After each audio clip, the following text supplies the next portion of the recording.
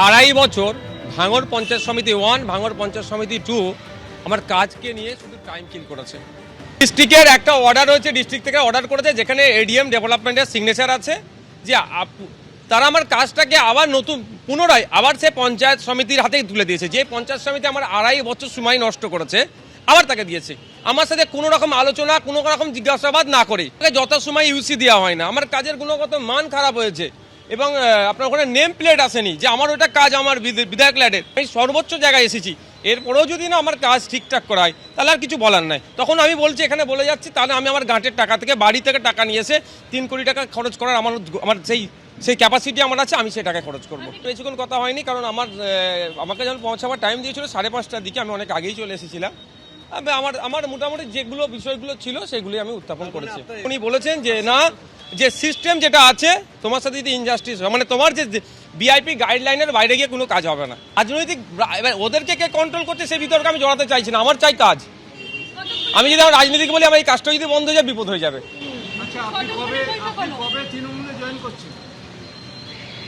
কবে তৃণমূলে জয়েন করছি?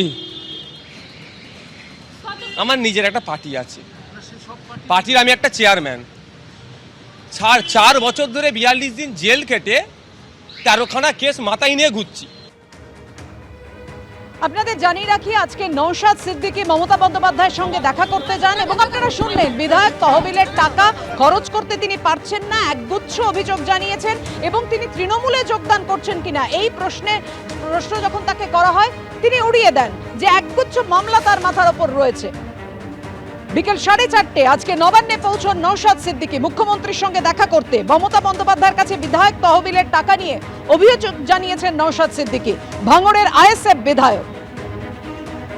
সূত্রের যে খবর পাওয়া যাচ্ছে, আইএসএফ বিধায়ককে প্রয়োজনীয় পদক্ষেপের আশ্বাস দিয়েছেন মুখ্যমন্ত্রী মমতা বন্দ্যোপাধ্যায়।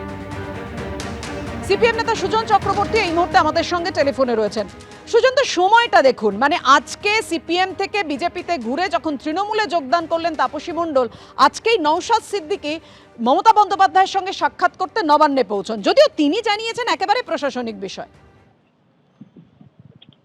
তো এসবের মধ্যে আলোচনা করার খুব সুযোগ থাকে না, তো এটা খুবই চিন্তার বিষয় যে বিধায়ক তহবিলের কাজ সব মিলিয়ে বছরে যা দেওয়া হয় আপনারা জানেন, সেই কাজে টাকা খরচের বিষয়ে মুখ্যমন্ত্রীর সঙ্গে কথা বলতে হবে 25 মিনিট। মুখ্যমন্ত্রীর কাজ কি এতই কম পড়িয়া গিয়েছে যে মুখ্যমন্ত্রী একটা বিধায়ক তহবিলের কাজ, ড্রেনটা কোথায় হবে আর কোথায় হবে না, কেন হবে আর কেন হবে না, সেই কারণে উনি কোনোদিন সময় পান না কারোর সঙ্গে কথা বলার, এমনকি প্রয়োজনীয় ক্ষেত্রেও। সেটার জন্য উনি হঠাৎ ডেকে দিলেন এবং উনিও চলে গেলেন এবং 25 মিনিট কথা হলো। এবং ঠিক আজকে নির্দিষ্ট দিনেই বটে, ধন্দটা স্বাভাবিক এবং বিশেষ করে তৃণমূল রাজত্বে এই ধন্দ আগে কোনোদিন কখনো পশ্চিমবাংলায় কোন এমএলএ মুখ্যমন্ত্রীর কাছে গেছেন, কি কারণে গেছেন এ নিয়ে কোনো বিবেচনা করার দরকার হতো না, কারণ ওটাই ছিল ন্যাচারাল। এমএলএ তো যাবেই মন্ত্রীর কাছে, কিন্তু এখনকার আমলে সেটা হয় না। আমি গত 5 বছরে কোনোদিন নবান্নে যাইনি। মান্নানদা আমাদের সময় কংগ্রেসের বিরোধী দলনেতা, তিনি কোনোদিন যাননি। গেছি, গেটের মুখে পুলিশ অ্যারেস্ট করেছে। ফলে এমএলএরা যাচ্ছেন, এটা এখনকার রেওয়াজ না। কোনো একটা বিশেষ মনোভাব থেকে কাকে কোথায় কোন দলে ভাঙানো যায়, কাকে কি কাজে লাগানো যায়, এরকমের নানাবিধ কার্যকলাপ চলে বলেই সবার মধ্যে সন্দেহ তৈরি হয়েছে। আমি আশা করব যে নওশাদ সিদ্দিকী যা বলেছেন তিনি সেটা রক্ষা করতে পারবেন। তবে উনি তো বলেছিলেন ঢাবে লড়বেন, উনি তো সেটা রক্ষা করেননি, করতে পারেননি।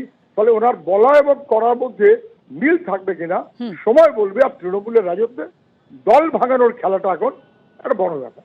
ধন্যবাদ সুজনদা। আজকে নবান্নে মুখ্যমন্ত্রীর সঙ্গে দেখা করতে যান আইএসএফ বিধায়ক নওশাদ সিদ্দিকী। এ নিয়ে বিরোধী দলনেতা শুভেন্দু অধিকারী কি বলেছেন দেখুন। আপনার একমাত্র সেফ সিট কলকাতায় মেটিয়া বুরুজ, তাও যদি নওশাদ সিদ্দিকী দয়া করে। নওশাদ যেমন ডায়মন্ড হারবার থেকে পালিয়েছিল, সেটিং করে যদি নওশাদ দাঁড়িয়ে পড়ে বা তার প্রার্থী দাঁড়িয়ে পড়ে, তাহলে মেটিয়া বুরুজও আপনার জন্য আনসেফ।